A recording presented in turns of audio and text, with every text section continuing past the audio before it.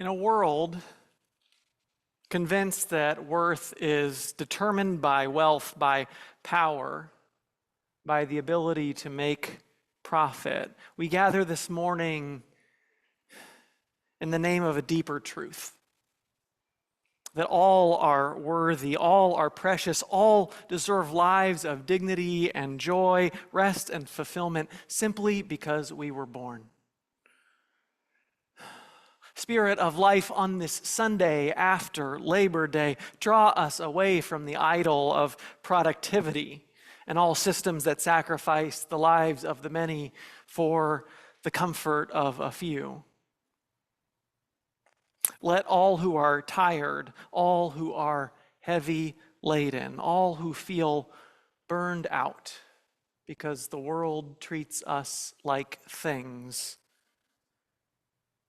treats people like things, find their spirits rekindled in a vision of a world where prosperity isn't determined by who has the most,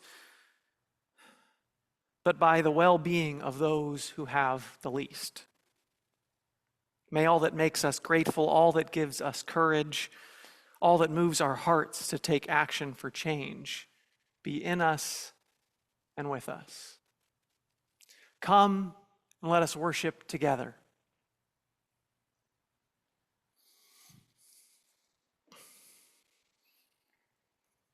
And as Michael lights our chalice this morning, the symbol of our Unitarian Universalist faith, I invite with you to join me in saying the chalice-oiling words of this congregation. We light this true chalice for the warmth of love, the light of truth, and the energy of service. And I now invite you to rise in body or in spirit and join me in saying our affirmation words. We say the affirmation both in English and in Spanish as a reminder of the many languages spoken within this community and beyond, the many languages of the heart. Love is the doctrine of this church. The quest of truth is its sacrament, and service is its prayer. To dwell together in peace, to seek truth and freedom, to serve humankind in fellowship, to the end that all souls may grow into harmony with the divine. This do we covenant with one another. El amor es la doctrina de esta iglesia. La búsqueda de la verdad es su sacramento y el servicio es su oración. Habitar juntos en paz, buscar la verdad con libertad y servir a la humanidad juntos, con el fin de que todas las almas pueden crecer en armonía con lo divino. Esto es lo que pactamos unos con otros. And I invite you to remain risen as we sing our opening hymn. It's Step by Step, the Longest March. This is a labor song.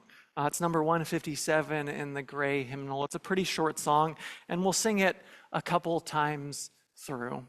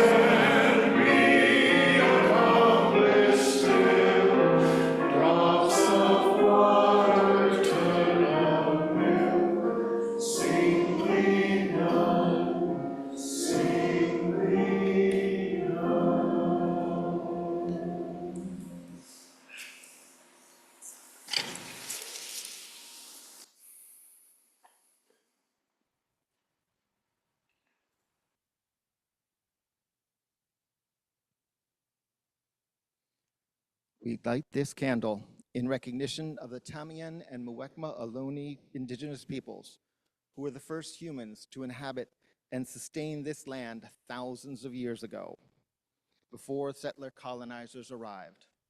We honor the resilience of these indigenous peoples in the face of devastating harm, and we lift up the resilience of their neighboring tribe to the south, the Amamutsun tribal band, with whom we are working to preserve their sacred land of Urustak and to ensure that their culture continues to thrive.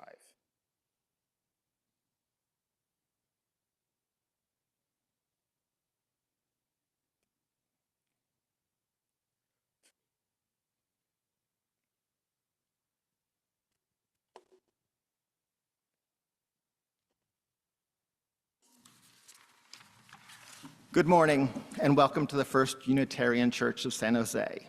You are truly welcome here. We cherish the diversities among us, including gender, sexuality, racial, ethnic, and financial diversity, and diversity of our beliefs, and the diversity of our size and shape and color of our bodies and the abilities contained therein. We welcome you as your whole self to this sacred time and place. The mission of this church is to make love visible in all we say and do. Thank you for being here today. If you're new or visiting, thank you for becoming part of this community, whether it's just this day alone or for the rest of your life. My name is Michael Thomas. I'm your worship associate for today. My pronouns are he and him. I'm currently wearing a dark red shirt with paisley and a checked pair of shorts because it is very warm in here. And this is the first time I've been doing public speaking in years. So now we'll take a moment to say hi to our friends on Zoom.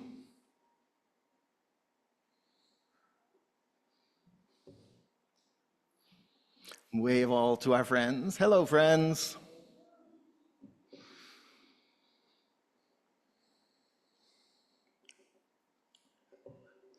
And now they'll show to the friends online, everyone in the room. So everyone there can see us too. Say hi to the people online.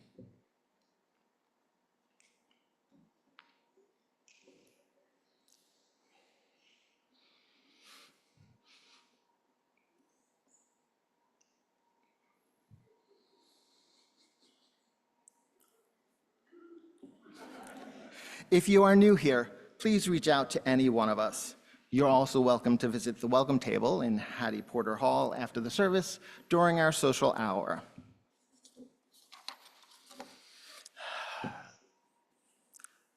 The subject of AI has been one that I've been aware of for many years. I've been a science fiction fan for decades, and I have mixed emotions about the progress that we've made towards artificial intelligence so far.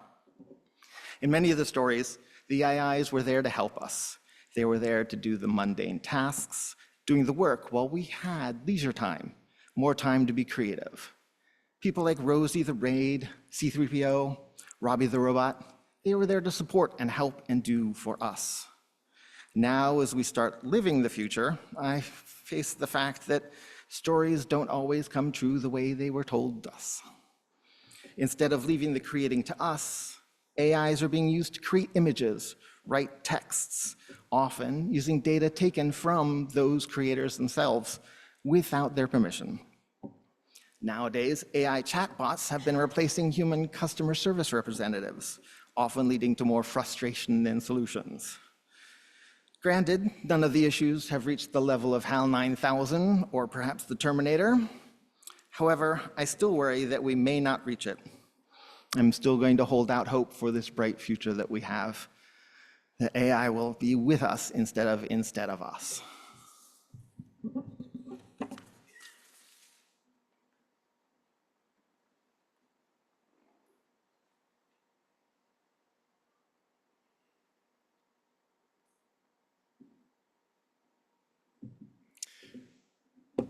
And I just wanted to offer a welcome to all of you who braved the challenges of getting here. Some of you, I think, with Viva Calle, with the streets shut down, so some of you wisely took VTA, or even better, took your bike. But good to see those of you who braved it. the small and mighty number this morning, and the more on Zoom than average this morning as well, I imagine. A couple quick announcements. I guess first, I'm the Reverend Matthew McHale. It's my pleasure to serve this congregation as its minister. My pronouns are he and him.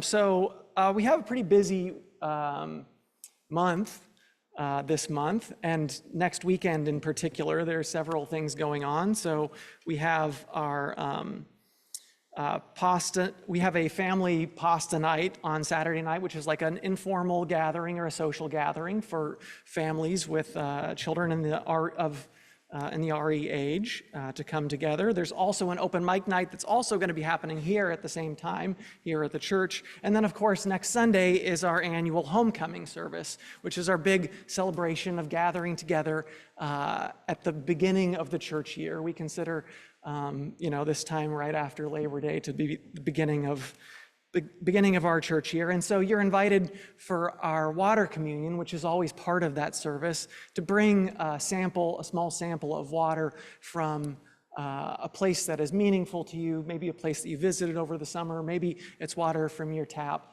just to bring some sample of water with you, or if you're joining us on Zoom, to just have some ready by you. And then afterwards, we're going to have our homecoming luncheon, which is a potluck lunch. And so you're invited to bring a dish to share. And so it should be a big, fun time, and we'll look forward to seeing you there.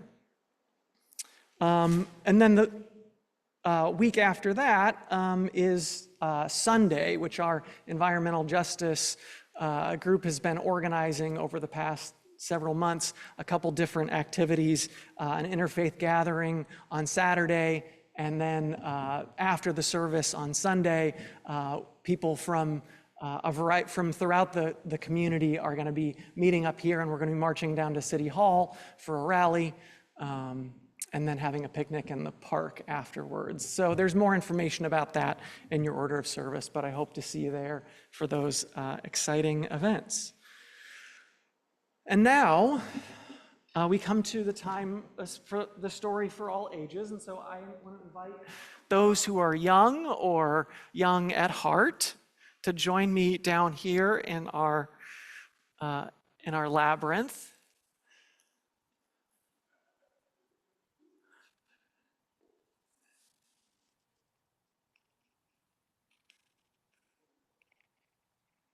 I know we have some folks coming down the stairs, so give them a second to arrive.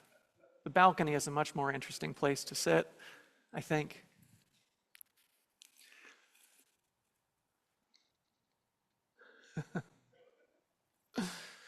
So,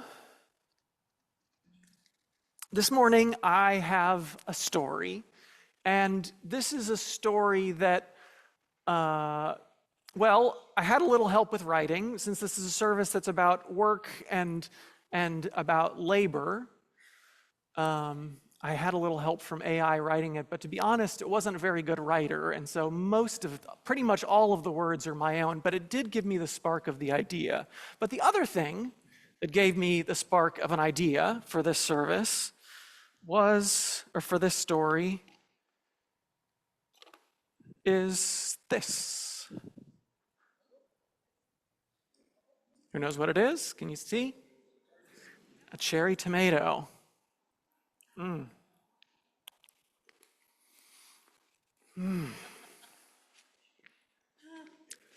This is a tomato that I grew in my own garden. And let me tell you, there are fewer things I enjoy more than a fresh tomato, or pretty much a lot of fresh things picked from the garden, something that I helped grow. There's something about it that just tastes that much better when you grew it yourself, especially because you can pick it like fresh off the vine. And so that brings us to our story, where there was once a village, and in the middle of the village was a large garden where everyone worked together to grow food.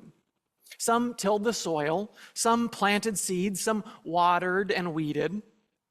Even the smallest children helped pick berries or chase crows away. The work was sometimes pretty hard, and sometimes it was kind of boring, like shelling beans, where you could just sit hours and hours and hours and hours just taking beans out of their shells. But the villagers would talk and sing songs to make the work feel lighter.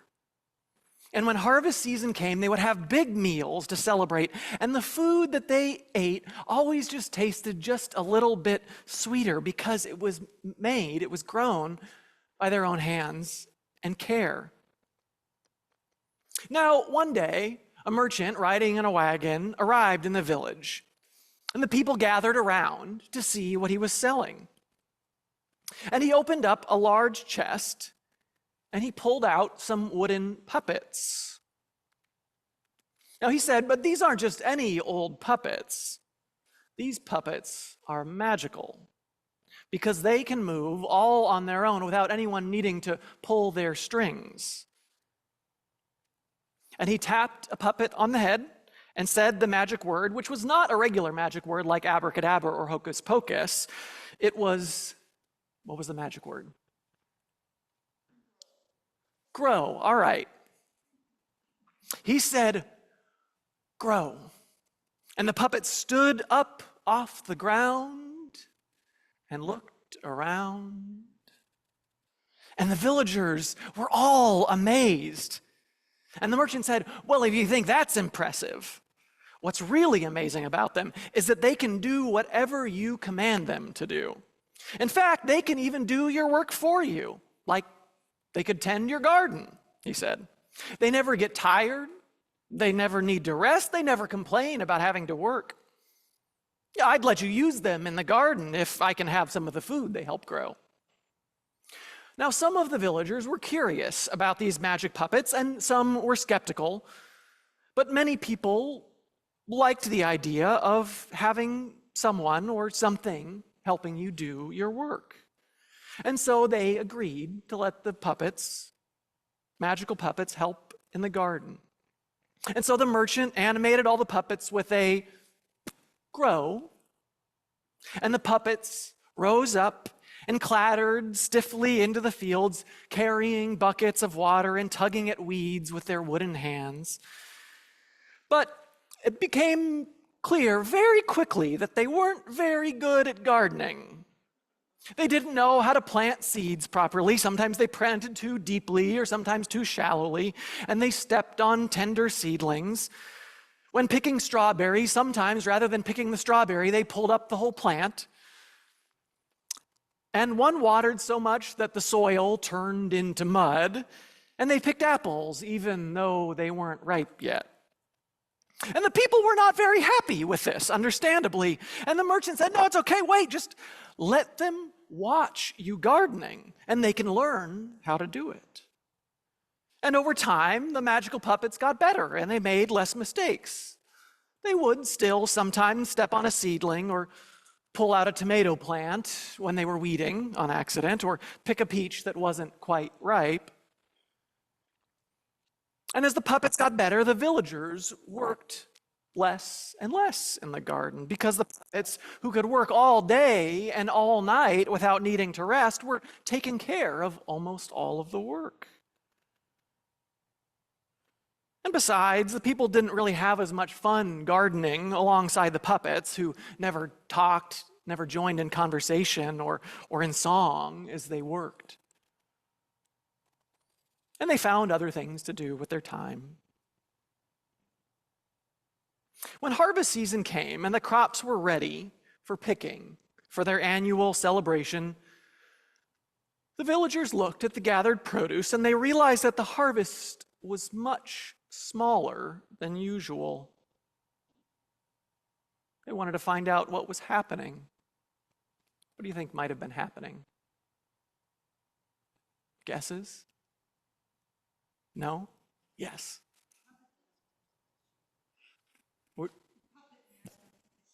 Okay, was that what you were going to say too? All right.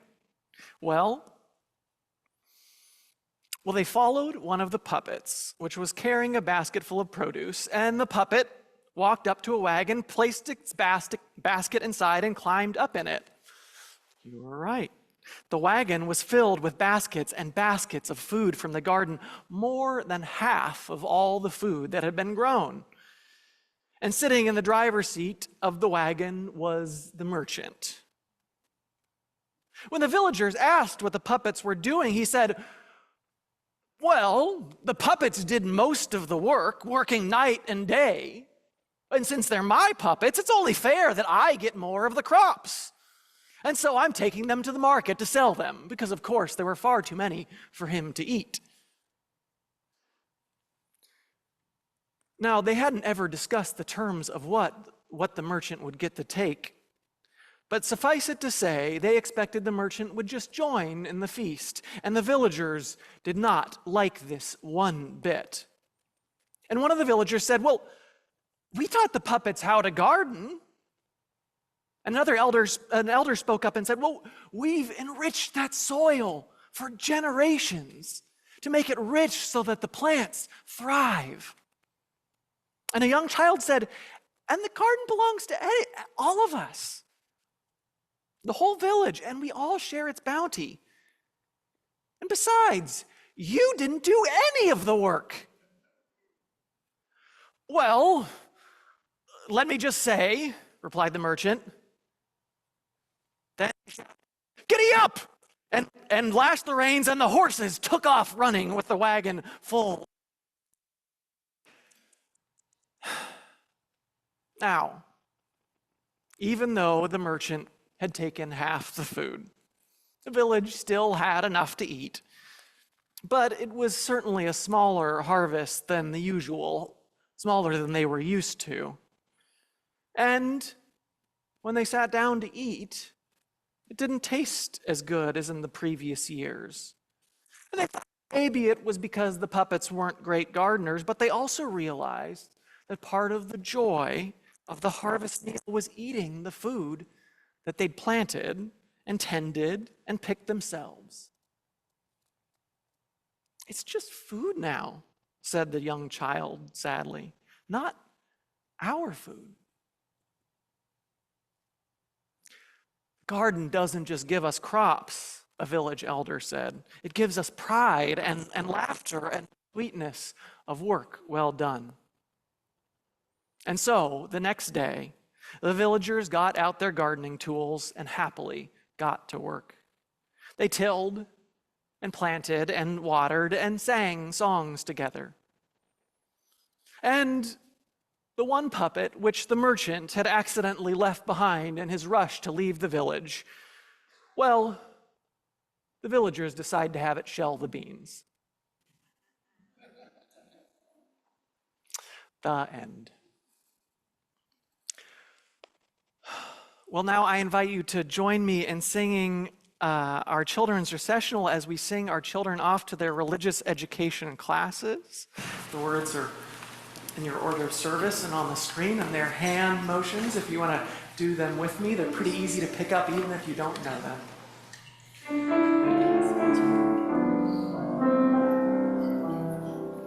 May your mind be open to learning. May your lips bring truth to the world. Let your heart know all that to the work of justice as you go your way in peace. As you go your way in peace.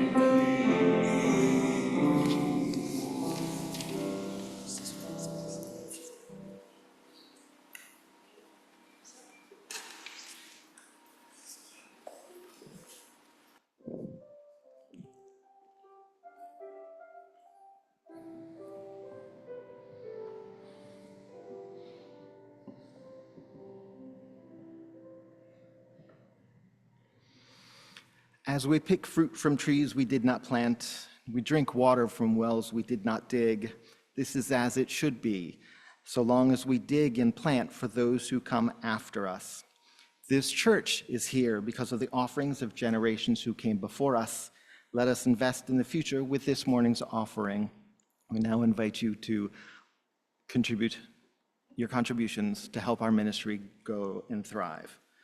Please give what you can, and remember, if your presence is among us is all you can give today, that is enough. We value your presence.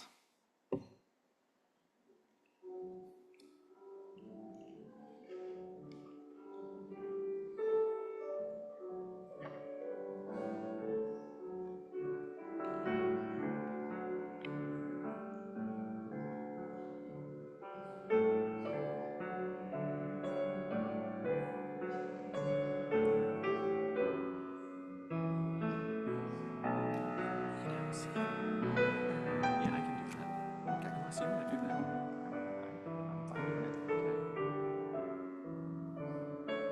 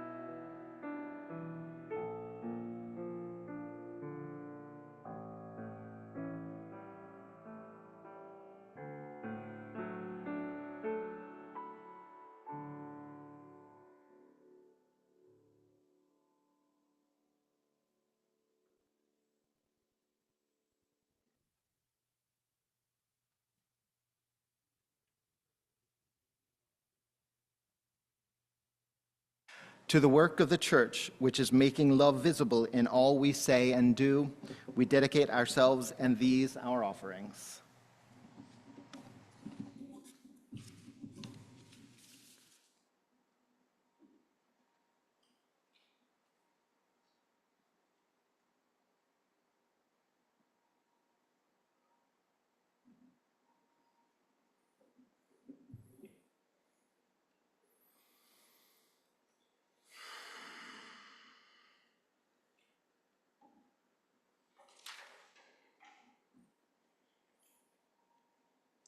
our lives are full of joys and sorrows. Part of the purpose in coming together in community is to share those so that our burdens might be lightened or that our joys might be amplified in sharing them with one another.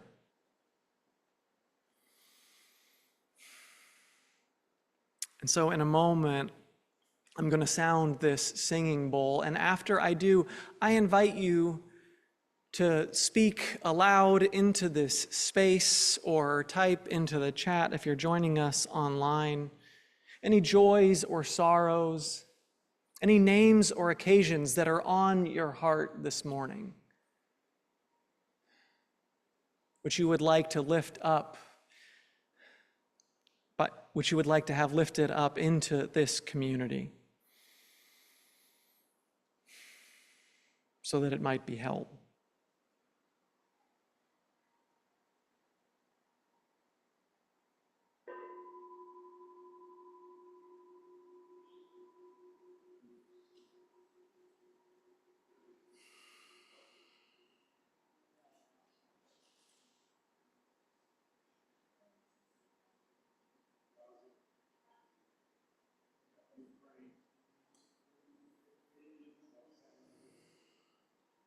People living with violence and war and hunger.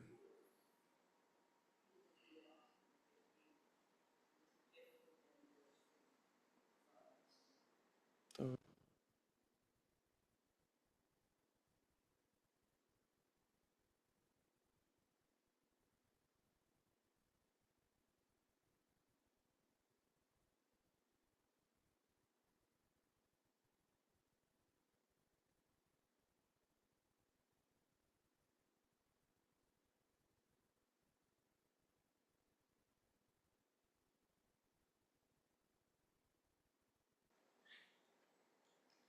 and all that is too tender yet to share.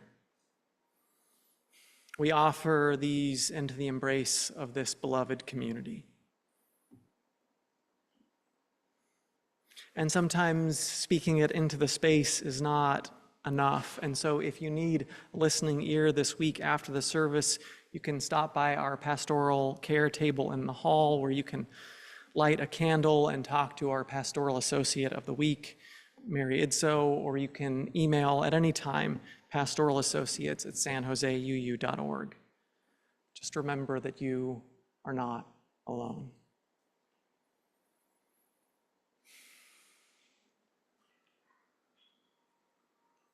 I invite you now to join me in a spirit of meditation or prayer.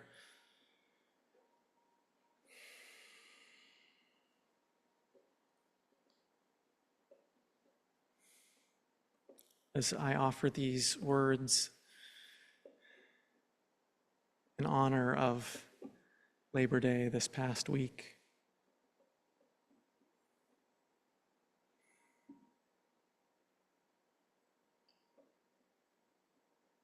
We ask for blessings on all people who labor either for pay or as volunteers, in jobs or at school, in the workplace or at home, in the US and around the world. We pray for all those working outside in brutal heat and breathing in toxic, smoke-filled air. We pray for workers who do not have jobs and for those whose inadequate pay does not allow them to live the full life each of us deserves. We pray for all those who work in jobs that ignore the dignity of their personhood, and give thanks for all who have fought for a more just world for workers and all who continue to fight. May we recommit ourselves to the world we dream of, a world where all workers are valued, a world where those who clean houses are also able to buy houses to live in, a world where those who grow food can also afford to eat their fill, a world where those who serve and care for others are themselves also served and cared for, a world where our work is an expression of our joy and not a measure of our worthiness, a world where all workers everywhere share in the abundance of this earth.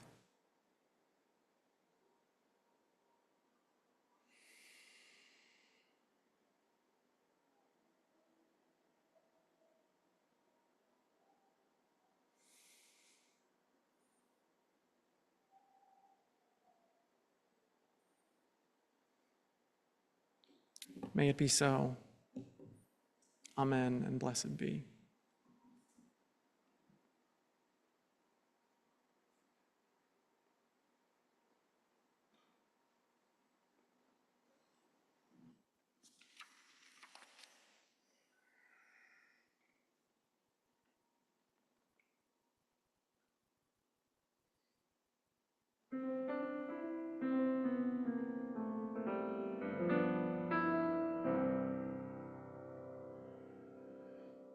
May the work I've done speak for me. May the work I've done speak for me. If I fall short of my goal, someone else will take a hold.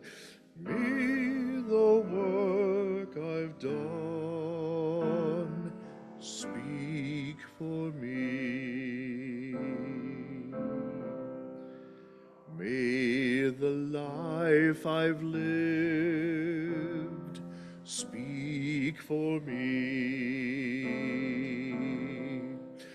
May the life life I've lived, speak for me. If I fall short of my goal, someone else will take a hold. Me, the life I've lived, speak for me. May the friends I have speak for me. May the friends I have speak for me. If I fall short of my goal, someone else will take a hold. Me, the friends I have, speak for me. May the love I've shared speak for me.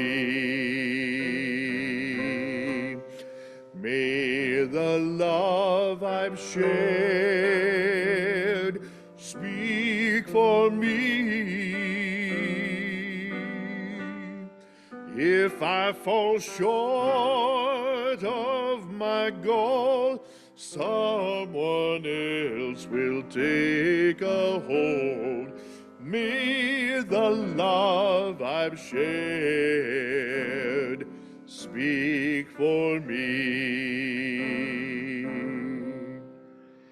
May the work I've done speak for me. May the work I've done speak for me. When I'm resting in my grave, there is nothing that can be said. May the work I've done speak for me. May the work I've done, may the work I've done, may the work I've done,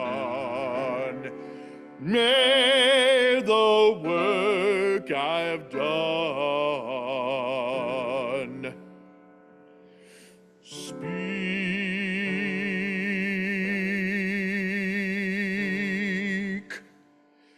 for me.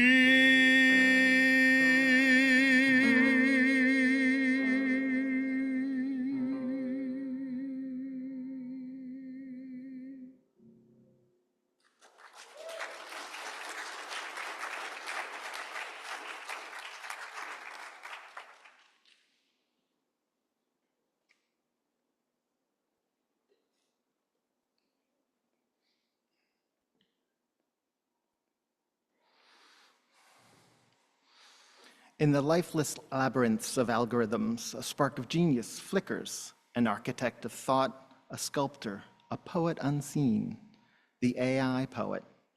Fingers poised upon my keyboard, I see a potential flickering on my computer screen. I ponder, do I chase the premise of ease, the allure of poems at my fingertips? Do I taste of the proverbial forbidden fruit, only to have poets cast me out of the poetic Garden of Eden? Do I embrace AI, boldly going where few poets have gone, using AI to enhance my thoughts and creativity? Can an algorithm, no matter how intricate, capture human laughter, joy, taste the salt of tears, feel the tremor of our grief? Or will it merely mimic a digitized parrot in a cage of ones and zeros? Are the lines of AI poetry mine, or are they borrowed, plagiarized from the ether? Do I craft or merely compile? Am I the artist or the curator of a gallery of stanzas and rhymes? What is originality but a mosaic of memories, a borrowed heartbeat, a stolen glance, the way the moon reflects the sun's light, never truly its own? Can I claim the sun's warmth, the moon's glow, or the laughter of children, the pain of loss as my own? In the labyrinth of language, who owns the path? Who lays the stones?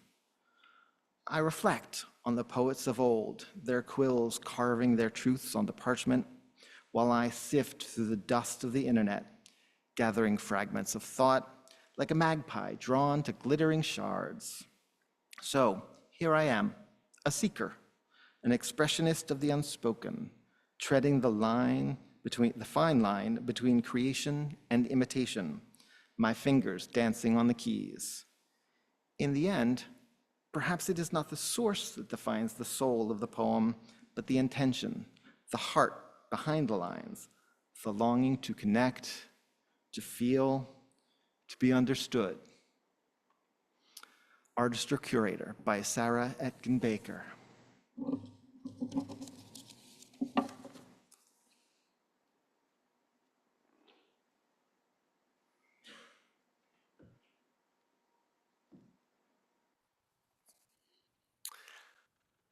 Our next hymn is one that you've never heard before because I asked AI to write it for me. I think, so the words are by ChatGPT and all of the other workers, countless humans who wrote the things that ChatGPT learned from but received no compensation or credit for the composition of this song. So I invite you to rise in body or in spirit. It set it to the tune of Amazing Grace, which was pretty helpful because a lot of people know it, but Amazing Grace is a little bit dirgy. So we're gonna sing it to the same tune, we're just gonna sing it at a little faster pace than maybe you're used to. All right. We'll figure it out. It's pretty easy. The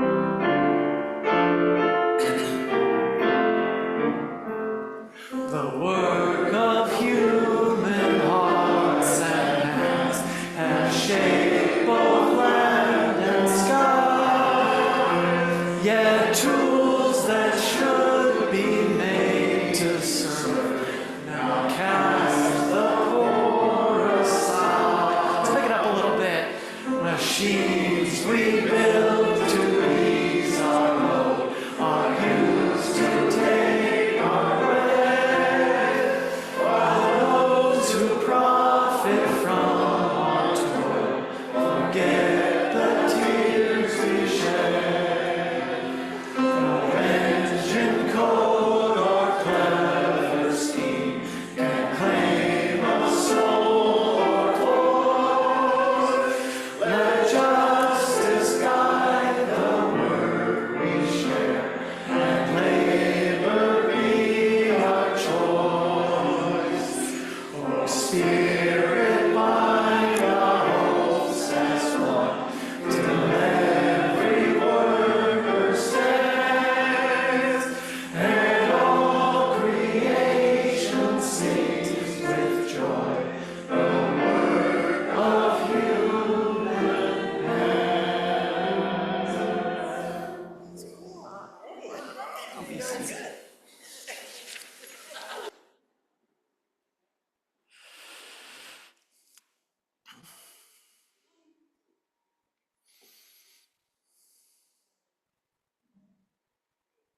Now, it wasn't a halfway bad song.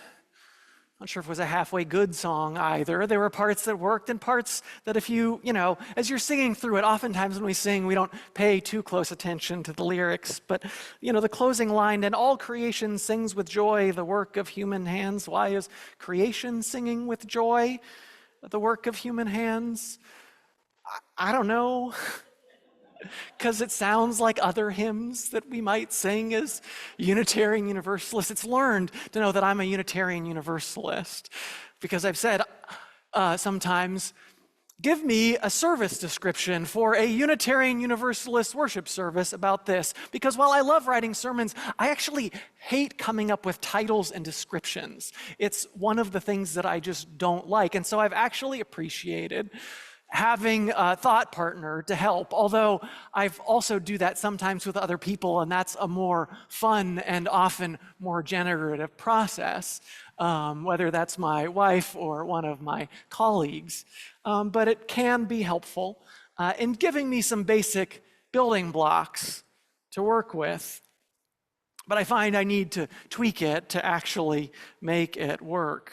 Like the story this morning, I was trying to come up with a story that somehow wove together themes connected to AI and labor. And let me tell you, there are no children's stories about AI and labor that exist, at least not that I could find. So it was helpful to just be able to say, can you give me some ideas? Now, the story that it gave me was bad in so many ways, but it had the kernel of truth. I tried to talk with it and coax out a better story out of it, but after 3 tries, I was just like, this isn't getting any better. I'm just gonna write it myself. And let me tell you, I had so much fun writing that story. Really, truly, it brought me great joy to come up with it. It certainly took me a lot longer than if I had just handed it over to AI, but it brought me so much joy in doing it.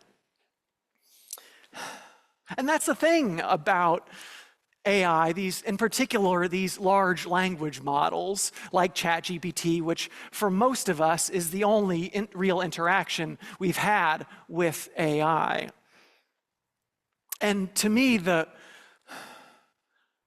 something lost in giving away that joy of creation. And, the quality, like I said, can vary because these large language models don't actually think. They're not actually intelligent. They just start to, write a sentence and they pick the next best word and then the next best word and the next best word and the next best word that they think. And sometimes it comes out pretty good and sometimes it's absolute garbage. And, it's not the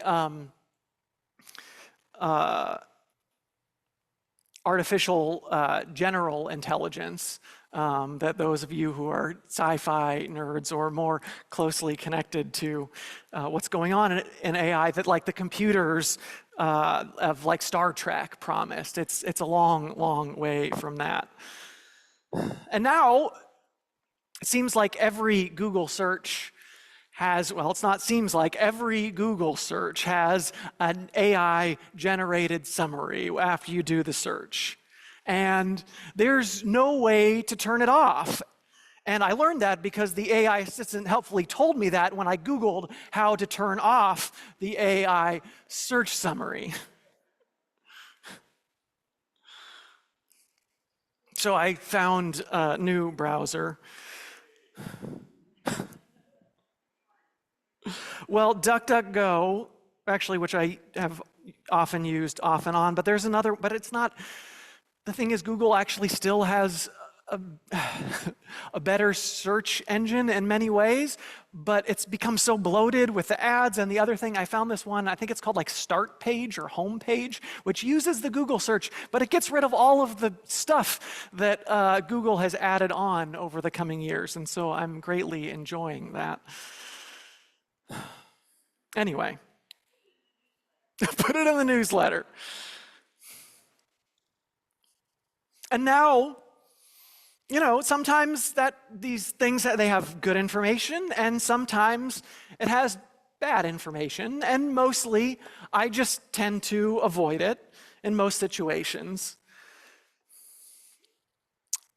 Now, obviously, I don't want you to think of me as a Luddite, as I have these criticism, as someone who just rejects new technologies. As you see, I don't think it's entirely terrible, although I think there are major issues around the way it has used the work of countless human writers, or in the case of generating images or video illustrators and other creative types in stealing their work without compensation. I was glad to hear that, I think it was just maybe Friday, earlier this week, there was a huge settlement for, I want to say $3 billion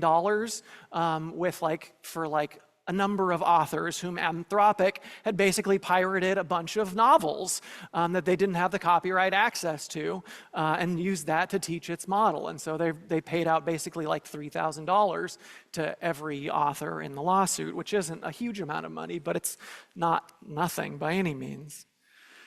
I hope to see maybe more like that and think about how this technology is used and who benefits from it. But like I said, I don't want to say this is entirely a bad technology. I think AI can do quite good things. You know, there are promising things that people have been working on AI, for instance, in developing better weather prediction, so they can anticipate what the weather is like better, because that's such a complicated thing. It's too complicated for regular algorithms and human minds to really have a grasp on. There's too many variables. Or in mapping all of the different ways that proteins fold, which is something that we were never able to do after decades of slow progress. And working on things like cures for cancer that are all quite promising. And on the other hand, though, it's being used in weapons of war to make more efficient killing machines, which of course is terrifying for anyone who's seen any of the Terminator movies. And it's having a terrible impact on our environment, which we're just beginning to see. And so we maybe have cured of cancer, but the world is just going to get hotter and more miserable as we live longer lives. I was reading, I sometimes felt guilty. I'm like, I shouldn't be using this AI because it's contributing to global warming. And the reality is, though, the emissions from an individual text are pretty minuscule. Maybe running a microwave for a second. An image might be 12 seconds, and a video might be running a microwave for a minute. And so these all seem small, but when you start to add it all up, it becomes actually quite huge. So a report published by the MIT Technological Review found that in the past year, 2024, AI generation in the US used between 53 and 76 terawatt hours of electricity. So your electricity bill is measured in kilowatt hours. There's kilowatt hours, megawatt hours, gigawatt hours, and then terawatt hours, if you want to get a sense of the hugeness of that scale. So on the high end, that's enough power to power more than 7.2 million homes in the US for a year. And by 2028, in just 3 years, researchers estimate that that amount will more than triple or quadruple to 165 to 326 terawatt hours per year, which is enough electricity to power 22% of all US households each year.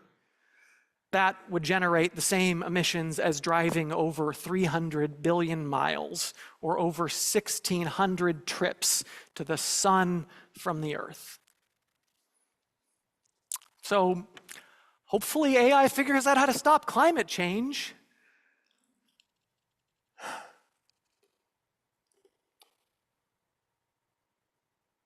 And right now they're planning to build over 19 new data centers in Santa Clara and San Jose to meet this growing need. So the increased demands that we've made in efficiency and using renewable energy are being offset now by this increase in data consumption. Much of it, that's actually, I'm getting into my sermon for a couple weeks from now for Sunday, which I invite you to come, where we talk about the joys and wonders of renewable energy and celebrate that. And so, you know, maybe there's a reason to be a Luddite. And actually, Luddites unfairly get a bad rap. If you know the history of who the Luddites were, they weren't just people who were protesting new technology because it was new and they didn't like it or didn't understand it. Now, the Luddites were a group of textile workers in England in the early 1800s. And they named themselves that because they followed a semi-mythical figure that they had maybe made up, maybe based on someone who had worked in a mill named Ned Ludd. They sometimes referred to him as General Ludd. And these Luddites, these followers of Ned Ludd or General Ludd, would protest the using of new machines that would automate and mechanize more of the weaving and working with textiles that they used to do, or that they were doing. And the reason they were doing it is because you didn't have to be skilled in order to use these machines. And so these workers knew that with the use of these machines, it would decrease their pay. It would decrease the pay of textile workers. And also they knew it would result in lower quality material that was being produced. And we saw that borne out. And so the Luddites got together, they would organize at midnight out in the countryside, and then they would go in bands and go into the factories and smash up the machines. And so those were the Luddites. They were resisting something that they saw as a threat to their well-being in particular, but the well-being of society more generally. And the reality is the workers, the unskilled workers who came to work in those factories didn't have good jobs. They worked long hours and they didn't get paid particularly well because you could hire just about anyone and train them within a matter of days. And they had high rates of injuries. And like I said, they got paid much less than skilled textile workers. On the other hand, there was an increased productivity that came with it. With these new machines, we could produce more garments, more fabric, more quickly. And it reduced the cost of clothing to other people. And so there was generally, really, an increase in overall productivity. But the thing was, the benefits of that increased productivity didn't get evenly distributed, as they haven't in any particular subsequent technological advancement that promises more efficiency. It was the people who owned the machines, who owned the garment factories, who were reaping the profits, while the workers worked for very low wages in terrible conditions and long hours. And in a few years, you would see the rise of more things like this in a lot of different in a lot of different fields. You had factory workers working in all sorts of things, like meat processing. Those of you who've read Upton Sinclair's The Jungle know what a horrifying place those were to work. Steel workers, manufacturing, auto workers, all of these things became more and more automated and more productive, but again, the benefits of the productivity generally went to the upper management, to the owners, to the capitalist class. And over the years, even those assembly lines became more and more automated, and people could do more work. And so in the auto industry, that meant some of the jobs got taken away or some of them got outsourced. But one of the things that the auto workers had, even as this new technology came in, which meant you didn't need as many workers and made things more productive, is that they actually got to keep a good living wage, unlike many of the other factory workers. And the reason for that was because of unions, because of factory workers who were protesting the terrible working conditions that they had been working in for decades. And they got together in the face of sometimes incredible violence and resisted and organized for better working conditions, for better pay. And even those of us who've never been a part of a union have benefited from the work that those unions did. They created the 5-day, 8-hour day work week. The work week used to be 6 days a week and 10-hour days. They won the right to a guaranteed minimum wage. They banned childhood labor. I mean, there were children, 10, 12 years old, working in these garment factories in England, sometimes getting horribly maimed in the process. And so all of these wins and making the working conditions better came from people getting together, organizing, working together to advocate for better conditions, for better pay. To reap some of the rewards of that increased productivity for themselves. And that time after those laws were passed was the time in the US when economic inequality was at its absolute lowest. We've seen it go back in the other direction more recently. And we've seen other productivity gains with computers and the internet and email. And these have made workers more productive, but wages haven't seen those similar increases, often because many of those people don't belong to unions. And so the benefits of this increased productivity generally tend to go to the CEOs and the shareholders of the large corporations. Now this time, we're seeing with this shift that AI is causing, as AI takes more jobs, as it becomes easier to do certain jobs, we see companies letting go of people. It's hard to say. There's a lot of factors going on in the economy right now, but job growth is stagnating, sometimes shrinking. It shrunk in June or July for the first time since the pandemic. And there's a variety of factors, but one of them is people being laid off. And one of the differences is that this time we're seeing white-collar workers let go, because AI can make basic administrative jobs like writing emails go faster, or it also makes work easier for lawyers, and so maybe they don't need as many law clerks because it's easier to look up that one particular law you need to find, that one particular case you need to find.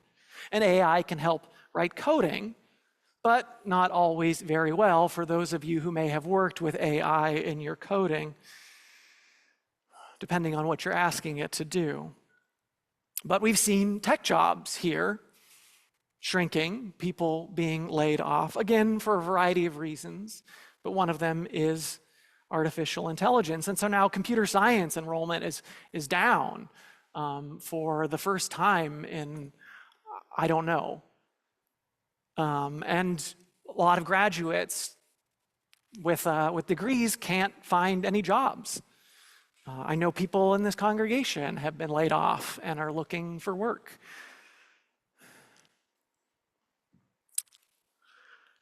Because apparently money's tight, yet somehow the tech companies continue to make obscene amounts of wealth. NVIDIA, who makes the microchips that power most of the AI computers, is now the most valuable company in the world in just maybe a year. And yes, their employees, which aren't a huge number, but their employees are well compensated, and many of them are now actually millionaires. But their CEO is, according to Bloomberg, the 10th richest person in the world, worth an estimated $146 billion. And 8 of the 10 richest people in the world work in tech. And most of them are heading companies that are involved in developing AI, or if not, they're investing their money in AI companies, as many people, investors, and venture funds do. So the inequality is still pretty great. Compare that to workers who to programmers, coders who might make $175,000, $200,000 or more, obviously. But there's also expectations that people will work more hours, more than a 40-hour work week. And so if you're making $175,000, but you're often expected to work 80-hour weeks, well, that's actually not quite as much money for the hours worked. And there's a joke someone told me about Apple is that, well, at least Apple is flexible. It's one of the good jobs about working in tech. So you can be flexible at which day you get to go home at 7 o'clock instead of 8 o'clock.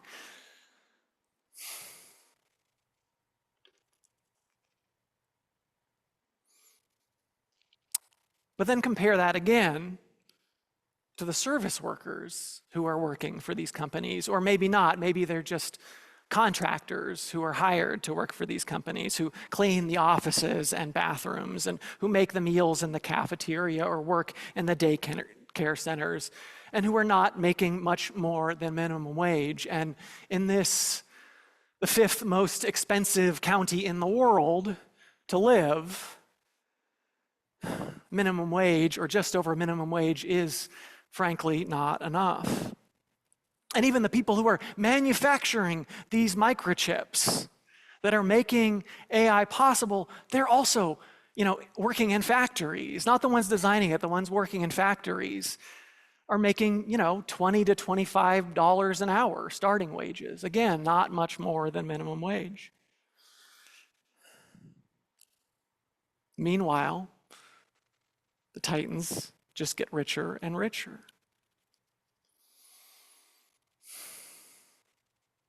And people get laid off. So you may have a good job in tech, but there's instability, and there may be periods where you can't find a job. So those savings that you build up may go away. My previous congregation, I served in LA, Los Angeles, and coming from there, Los Angeles is currently, I would say, the heart of the labor movement in the United States. It's the place where labor is strongest. All of the people working in the entertainment industry, so many of them work in unions. The United Teachers of LA is the 2nd largest teachers union in the country. There's just a lot of power generally in labor, and you can see it. And so it's interesting coming up here and seeing how little is unionized. I know there's been tech workers who've been pushing for unionization to be able to push back against some of these particularly harsh working conditions that they're expected to do. Or also people who are trying to unionize the Tesla plants, who again are working in terrible conditions for not much better than minimum wage. And Tesla's doing, union busting, trying to prevent it, just like Amazon does with their workers. These people who are not making very much money, while the owners of these companies are the, 1st and 2nd most wealthy people in the world, maybe 1st and 3rd.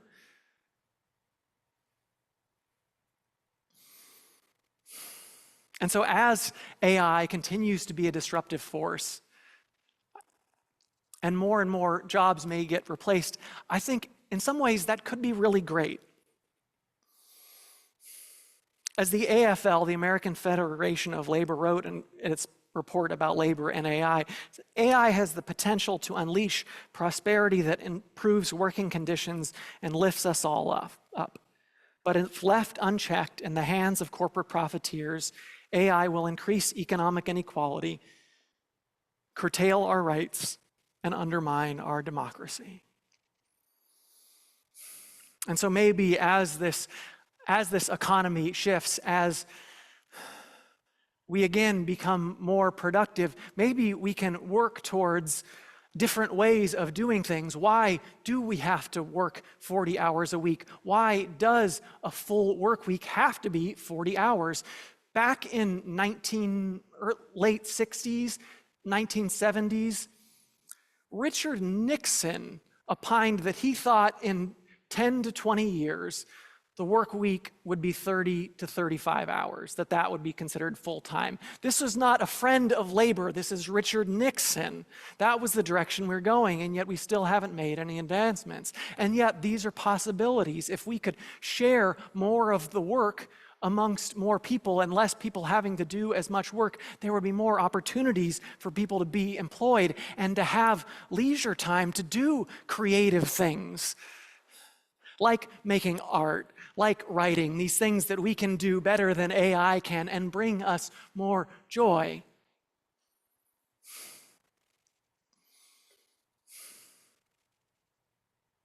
And we need a universal basic income, I think, something that is guaranteed to everyone.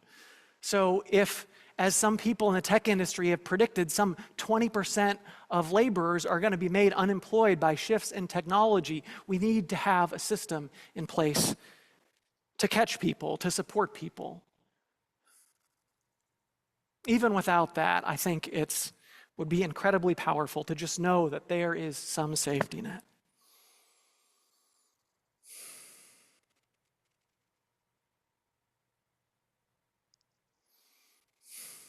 And so I don't think AI is a curse or a panacea. It is a tool that can be used for great good or great evil. And it's up to us to work in what way we can. And I don't know what way we can, what that looks like, but we're a church in San Jose, in the heart of Silicon Valley. The place where these decisions are being made, so many of these decisions are being made.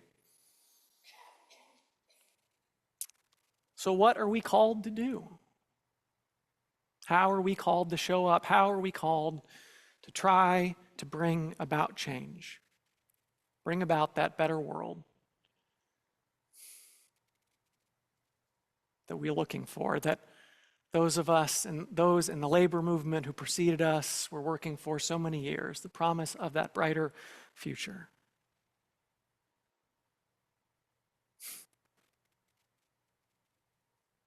Maybe so.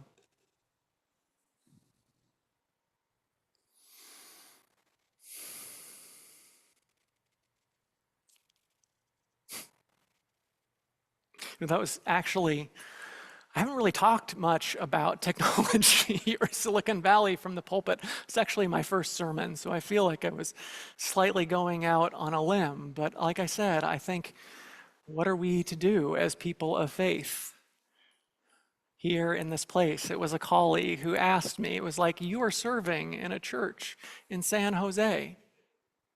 What are you doing with that?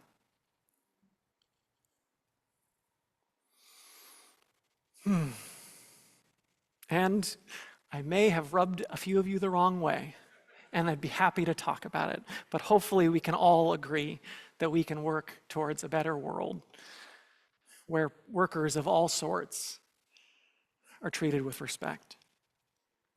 So let us close by singing our closing hymn. Going to keep on moving forward. It's by Pat Humphreys of Emma's Revolution. I invite you to please rise in body or in spirit and join in singing. I know this is a song that many of you know.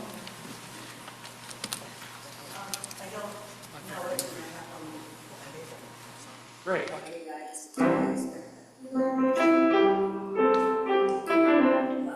Yep, no, I got it. I wasn't planning to have you accompany me, but thanks for the...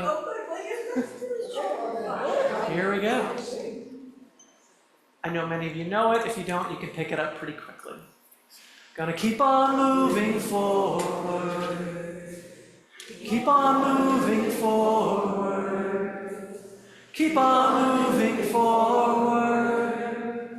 Never turning back. Never turning back. Gonna keep on working proudly. Gonna keep on working proudly. Keep on working proudly. Keep on working proudly. Never turning back. Never turning back. Gonna keep on singing loudly. Gonna keep on singing loudly. Keep on singing loudly. Keep on singing loudly. Never turning back. loving boldly.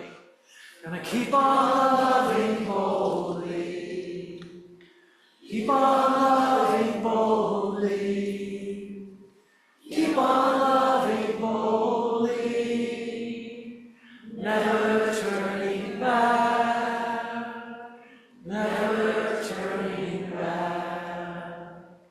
Never turning back. Never turning back. Now I invite you to reach out and join hands with a neighbor or bump elbows, touch a shoulder. And I want to thank everyone who put work into making this service possible, to Michael Thomas for his first time as a worship associate, for our musicians, for our folks in the tech booth, for our greeters and ushers, and the people helping out in Hattie Porter Hall, and those who help set up, and those who will help clean up and don't know it yet. I close with the words of Dorothy Day, the labor activist. What we would like to do is change the world, make it a little simpler for people to feed, clothe, and shelter themselves by fighting for better conditions, by crying out unceasingly for the rights of the workers, the poor, the destitute. We can, to a certain extent, change the world. We can work for the oasis, the little cell of joy and peace in a harried world. We can throw our pebble in the pond and be confident that its ever-widening circle will reach around the world. Go in peace.